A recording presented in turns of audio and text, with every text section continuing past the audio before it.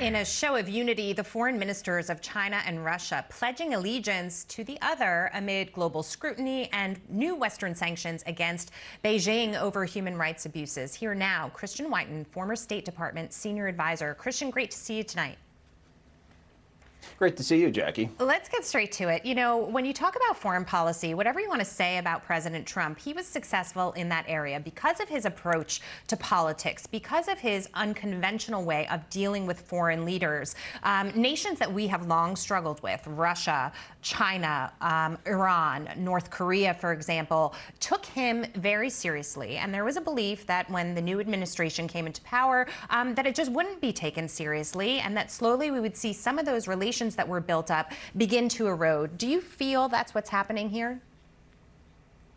I do, especially if you think about the alliances that really matter to today's world. So when it comes to facing China, the alliances that matter most are Japan, a fellow democracy with a giant economy and a decent military, Taiwan, which is very close to China, another democratic ally, Singapore and Australia. If you look at dealing with Iran, the countries that matter most are the United Arab Emirates and Saudi Arabia and Israel. And those are the relationships Biden doesn't seem to care all that much about. He talks about restoring alliances, but mainly seems, like other Democratic predecessors, to focus on old Europe, Brussels, Paris, Berlin, and seems to be neglecting some of the alliances that matter the most.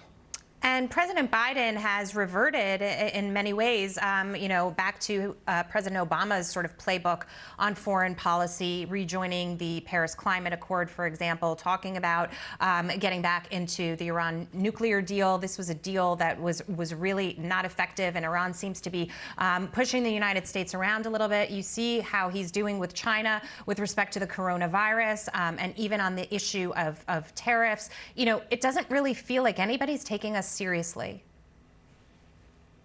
It doesn't. What the Chinese diplomats who met with the U.S. Secretary of State and National Security Advisor did last week in Anchorage was stunning. I mean, they treated them with utter contempt, and they got away with it, and they knew they could get away with it because they actually got what they want. In a sense, both sides got what they want there, which is to come out of it with the working group on climate.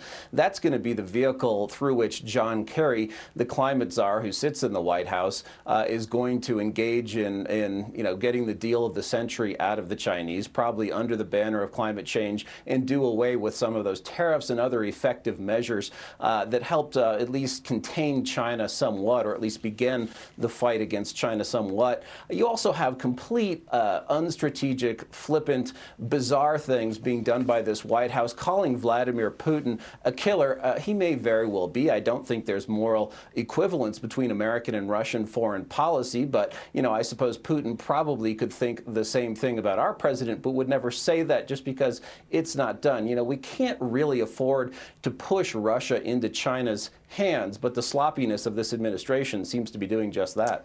And let's go back to China for just a moment, because it seems like the administration is taking this sort of, approach of trying to be very diplomatic, trying to, work with China. But what we've seen is that China is on a mission. China wants to uproot our position of power and take over and dominate, essentially. I mean, they have been very clear about that and what their goals are. And so to say that, you would try to deal with them in this sort of gentle, diplomatic way, it's difficult to do at this point in time, because we're at a turning point here, an inflection point. And that's why I think President Trump tried to really get a handle on the situation. And sometimes you have to instill fear to get the kind of balanced result that you're looking for. But that just does not seem like something that President Biden would be willing to do, nor does he have it in him to do.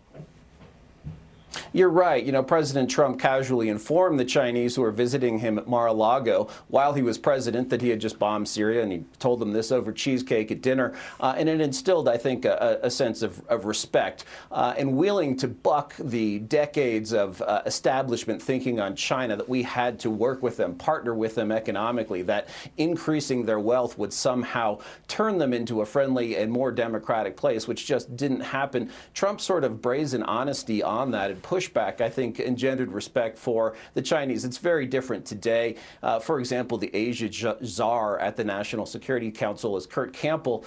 We've been through this before. He was the top Asia diplomat in the Obama State Department. He made a big deal about a supposed pivot of U.S. forces to the Pacific to deter China. It just didn't happen. In fact, there were U.S. forces, U.S. military power actually receded in the Pacific during the Obama administration. That's what people, I think, are expecting today.